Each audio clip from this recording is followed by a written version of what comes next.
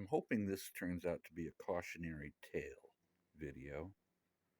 Um, I was going over the regulation on a friend's piano, and I came across a uh, wear pattern in the back checks that is telltale of a very bad practice. It's very common in new hammer hanging. Now, here is one original back check that hasn't seen much wear, and here is the other back check, which, as you can see, is practically worn through. Okay, and that wear is not necessary. It's not normal. The piano's had a new set of hammers put on it, and what they did was what they call checkering the back check, and I'll show you that in a second. But the point I want to make out is the leather on the left is the original leather from 1900, and it's it it saw service all the way through till whenever they put these hammers on. They put new shanks and hammers on this piano, and out where the piano got played, you can see just what happened to those leathers. So it's not just use that did this; it's poor setup, poor prep. Because as you can see, the original lasted for 75 years or whatever, and this other one hasn't lasted whatever. As you can see, it's wrong. Anyway, I'm going to go show you what I'm talking about and what is to be done about it, and hopefully, you won't step in this one. And right here we have the root of the problem. I'm not sure what make hammer these are. Probably Renner Blues or something like that. But whoever ordered them pre-bored, pre-tapered, pre-coved, pre I don't know, back check, whatever the phrase is. But in addition to all the pre-work for hanging, they had them do this thing called checkering, which is the notches across the back here. So here's a closer look at them. And apparently that's in order to get a better back check grip. And that's simply not how hammers are supposed to work. It's a surface area and friction between you know good clean wood and nice fresh back check material buckskin. You don't need checkering like this. I'm not sure when this came about because I don't find it on anything old. Anyway, if you look at how these things are made, you can see that there's seriously sharp, everything's straight, clean edges. Okay, no rounding, no relieving, but they put these notches across the face of the back check, and you can see the sawtooth that it makes.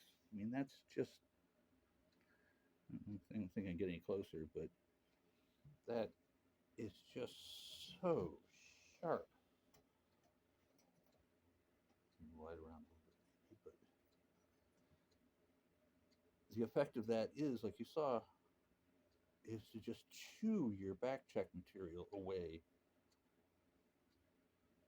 so fast. I mean, replacing it's not a huge problem, but I mean, it's work that shouldn't have to be done, and this causes damage that doesn't need to happen. So let's see if I've got a one that I've corrected here.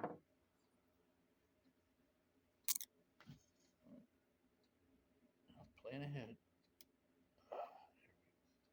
Go. Okay. Hope you can see this, but you know, all I did was took my trusty sanding paddle. Everybody's got one of these, and just sanded these surfaces out. You can see that there's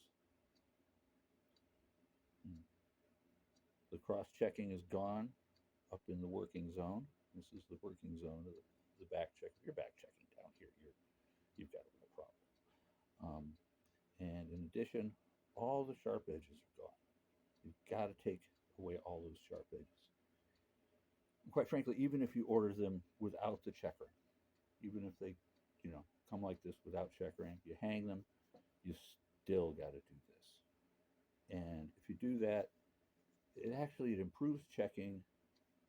It lets the it lets the check create a little baseball mitt in the spot where it's supposed to check, and it works very nicely. And checking, after all, isn't supposed to be a grab. It's supposed to stop the momentum of the hammer. So this notion of grabbing, even if it destroys your leather, is uh, a misguided notion. So just soften all those edges, get rid of those marks, and your back checks will work better and last years longer. Anyway, I hope this saves somebody some pain.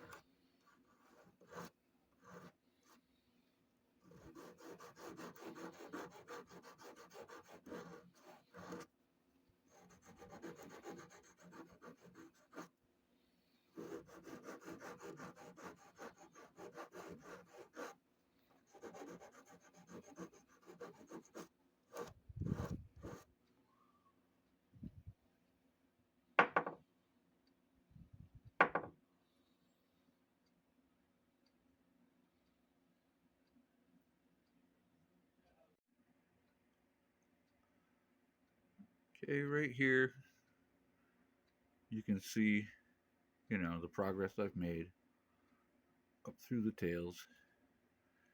Here's the